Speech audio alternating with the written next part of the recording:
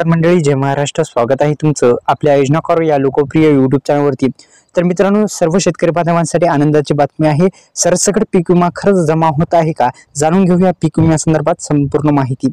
मित्रांनो, पीक विम्याच्या हप्त्याचं 2359 कोटी रुपये इतकी रक्कम केंद्र शासनाच्या भारतीय कृषी विमा कंपनी AIC कडे जमा केली आहे आणि केंद्र शासनाच्या अधिनिस्थ असलेल्या पीक विमा कंपनीकडून ही रक्कम संबंधित जिल्ह्याचा विमा प्रतिनिधीच्या विमा कंपन्यांच्या वितरित केली जात आहे.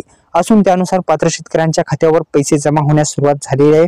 राज्य सरकारने विमा कंपन्यांचा हप्ता देण्याचा GR काढून 6 दिवस झाले, पण शेतकऱ्यांच्या खात्यामध्ये विम्याची रक्कम जी आहे ती जमा होत नव्हती. पण अखेर आता शेतकऱ्यांच्या बँक खात्यामध्ये ती रक्कम जमा होण्यास सुरुवात झालेली आहे.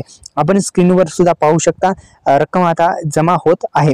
तर आपण अशा पद्धतीचा मेसेज आला असेल मित्रांनो, पहा आपल्या खात्यामध्ये 6342 रुपये जमा झालेले आहेत आणि ते आता सरसकट मिळणार का पीक विमा, संपूर्ण माहिती आपण जाणून घेऊ. तर आता कोणकोणती जिल्ह्यामध्ये सुरुवात झालेली आहे, जसं की बुलढाणा जिल्हा असेल, बुलढाणा, वाशिम, अकोला जिल्ह्यासह छत्रपती संभाजीनगर, हिंगोली, अमरावती, यवतमाळ, गडचिरोली या जिल्ह्यातील शेतकऱ्यांना खात्यामध्ये पीक विमा रक्कम जमा केली जात असून उरलेल्या जिल्ह्यामध्ये 2 दिवसामध्ये रक्कम जमा करण्यास सुरुवात होणार आहे. मित्रांनो, मी सांगितल्याप्रमाणे बुलढाणा, वाशिम, अकोला, छत्रपती संभाजीनगर, हिंगोली, अमरावती, यवतमाळ, गडचिरोली जिल्ह्यातील शेतकऱ्यांच्या बँक खात्यामध्ये आणि उरलेले जे काही जिल्हे आहेत त्याच्या खात्यामध्ये, उरलेल्या जिल्ह्यातील शेतकऱ्यांच्या खात्यामध्ये 2 दिवसामध्ये ही रक्कम, पीक विम्याची रक्कम आता जमा होणार आहे. ही एक आनंदाची बातमी शेतकरी बांधवांसाठी असणार आहे. मित्रांनो, आता सरसकट पीक विमा भेटत आहे का? तर मित्रांनो, नाही. ज्या शेतकरी बांधवांनी क्लेम केले त्या शेतकरी बांधवांना ही रक्कम भेटत आहे.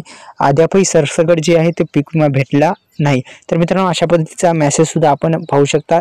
आपल्याला विथ प्रूफ आहे आपल्याकडं. अशा पद्धतीने पीक विमा आता शेतकऱ्यांच्या बँक खात्यामध्ये जमा होत आहे. तर मित्रांनो, पुन्हा एकदा सबस्क्राईब करू शकता. धन्यवाद. जय शिवराय.